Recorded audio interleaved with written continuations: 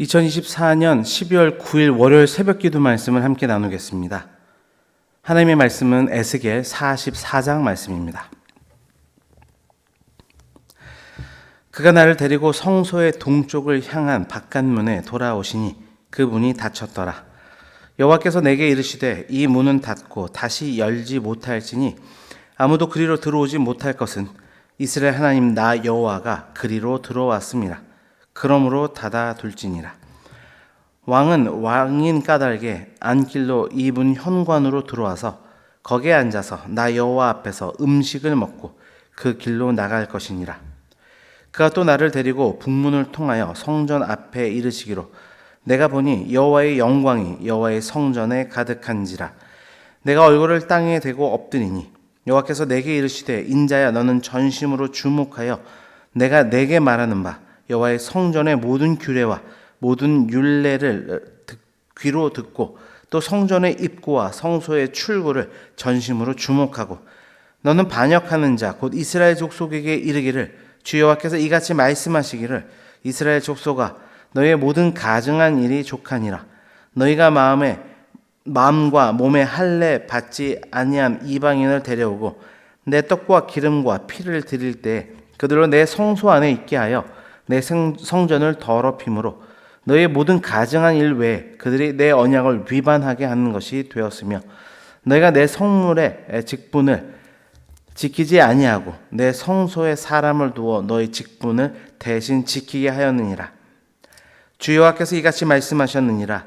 이스라엘 족속 중에 있는 이방인 중에 마음과 몸의 할례를 받지 아니한 이방인은 내 성소에 들어오지 못하리라.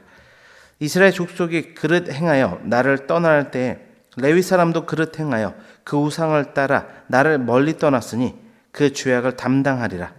그러나 그들이 내 성소에서 수종들어 성전 문을 맡을 것이며 성전에서 수종들어 백성의 번제의 희생물과 다른 희생물을 잡아 백성 앞에 서서 수종들게 되리라. 그들이 전에 백성을 위하여 그 우상 앞에서 수종들어 이스라엘 족속이 죄악에 걸려 넘어지게 하였으므로 내가 내 손을 들어 쳐서 그들이 그 죄악을 담당하였느니라. 주 여호와의 말씀이니라. 그들이 내게 가까이 나와 제사장의 직분을 행하지 못하며 또 내 성물 곧 지성물에 가까이 오지 못하리니 그들이 자기의 수치와 그 행한 바 가증한 일을 담당하리라. 그러나 내가 그들을 세워 성전을 지키게 하고 성전의 모든 수종드는 일과 그 가운데서 행하는 모든 일을 맡기리라. 이스라엘 족속이 그릇 행하여 나를 떠날 때에 사독의 자손 레위 제사장들은 내 성소의 직분을 지켰은즉 그들은 내게 가까이 나와 수종을 들되 내 앞에 서서 기름과 피를 내게 드릴지니라. 주 여호와의 말씀이니라.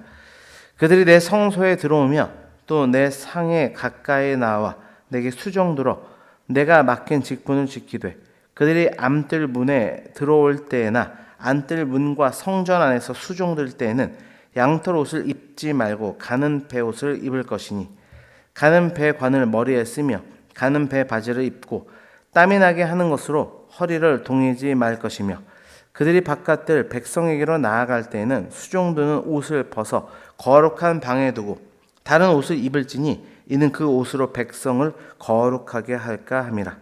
그들은 또 머리털을 밀지도 말며 머리털을 길게 자라게도 말고 그 머리털을 깎기만 할 것이며 아무 제사장이든지 안뜰에 들어갈 때에는 포도주를 마시지 말 것이며 과부나 이혼한 여인에게 장가들지 말고 오직 이스라엘 족속의 처녀나 혹시 제사장의 과부에게 장가들 것이며 내 백성에게 거룩한 것과 속된 것의 구별을 가르치며 부정한 것과 정한 것을 분별하게 할 것이며 송사하는 일을 재판하되 내 규례대로 재판할 것이며 내 모든 정한 절기에는 내 법도와 율례를 지킬 것이며 또 내 안식일을 거룩하게 하며 시체를 가까이 하여 스스로 더럽히지 못할 것이로되 부모나 자녀나 형제나 시집까지 아니한 자를 위하여는 더럽힐 수 있으며 이런 자는 스스로 정결하게 한 후에 7일을 더 지낼 것이요 성소에서 수종 들기 위해 안뜰과 성소에 들어갈 때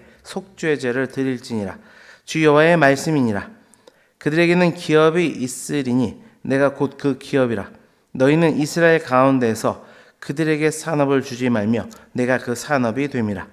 그들은 소제와 속죄제와 속건제의 제물을 먹을지니 이스라엘 중에서 구별하여 드리는 물건을 다 그들에게 돌리며 또 각종 처음 익은 열매와 너희 모든 예물 중에 각종 거제 제물을 다 제사장에게 돌리고 너희가 또 첫 밀가루를 제사장에게 주어 그들에게 내 집에 복을 내리도록 하게 하라. 새나 가축이 저절로 죽은 것이나 찢겨서 죽은 것은 다 제사장에게 먹지 말 것이니라. 아멘.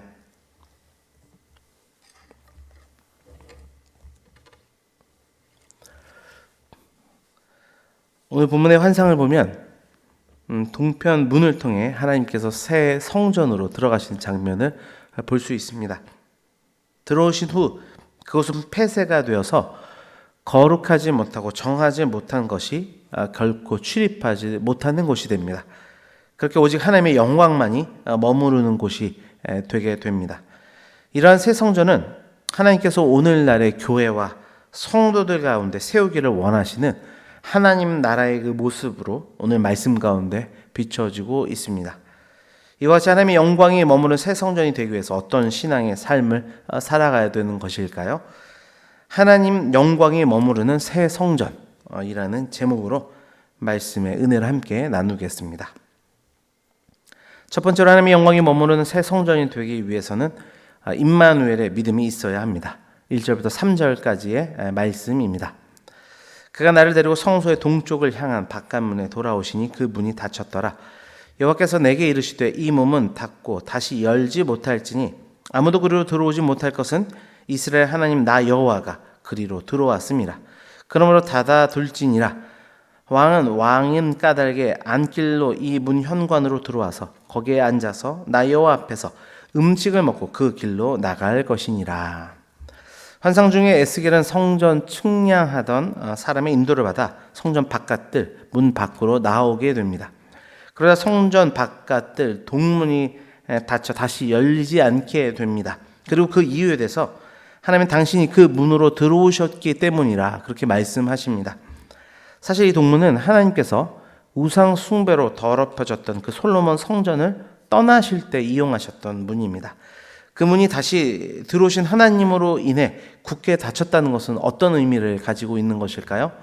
하나님께서 예전처럼 이 성전을 다시는 떠나지 않겠다고 하는 강한 의지의 표명이 이 모습 가운데 담겨져 있는 것입니다. 여러분, 새 성전은 신약의 교회를 상징합니다.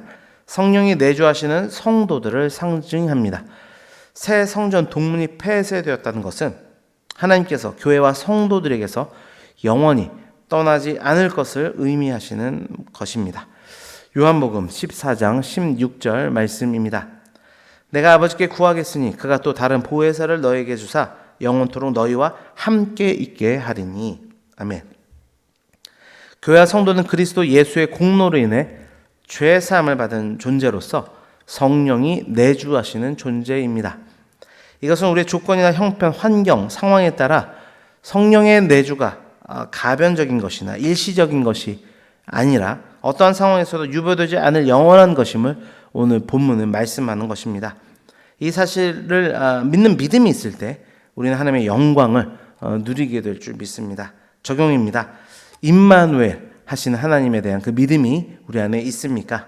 이 믿음을 다시 한번 굳건하게 하셔서 하나님의 영광으로 충만하게 채워지는 우리의 삶이 되기를, 또 교회의 공동체가 되기를 주님의 이름으로 축원합니다.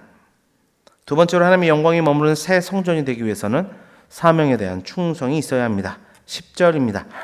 이스라엘 족속이 그릇 행하여 나를 떠날 때 레위 사람도 그릇 행하여 그 우상을 따라 나를 멀리 떠났으니 그 죄악을 담당하리라. 하나님께서는 레위인들에게 맡겼던 봉사의 직분을 빼앗아 버리는 심판을 감행하십니다. 그들은 하나님께 귀한 직분을 맡았음에도 불구하고 그 직분에 합당하지 못하게 행했을 뿐만 아니라 오히려 이스라엘 백성들과 동일한 죄에 빠져서 하나님의 성전을 더럽히는 일에 앞장서게 됩니다. 그렇게 하나님만을 섬겨야 했던 그들이 하나님 외에 다른 신들을 섬기게 된 것입니다. 그러나 하나님은 사독 가문의 제사장들에게는 이 새 성전의 제사장 직분을 감당하도록 허락하십니다.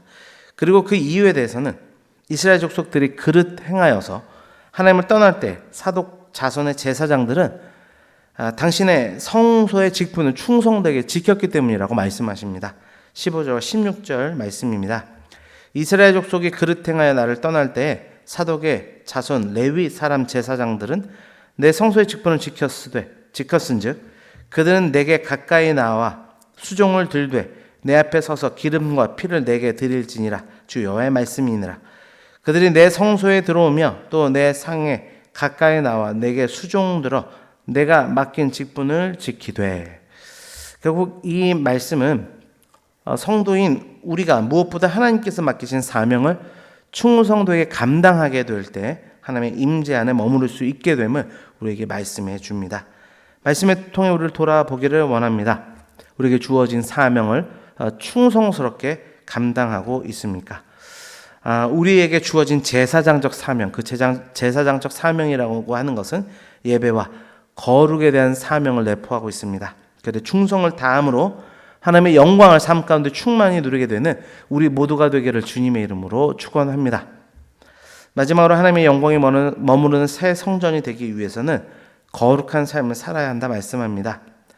본문 17절에서부터 31절까지는 제사장들의 의복에서부터 그들의 모든 용모와 삶의 모습까지 하나님은 말씀하시면서 그들이 하나님께서 세우신 제사장으로서 얼마나 성결되고 거룩한 삶으로 유지하며 살아가야 되는지를 말씀하십니다. 하나님께서 거룩하시기 때문에 그 거룩하신 하나님을 모시는 사람 역시 구별되고 거룩함을 잃지 않아야 됨을 이 구절을 통해 강조하고 계신 것입니다.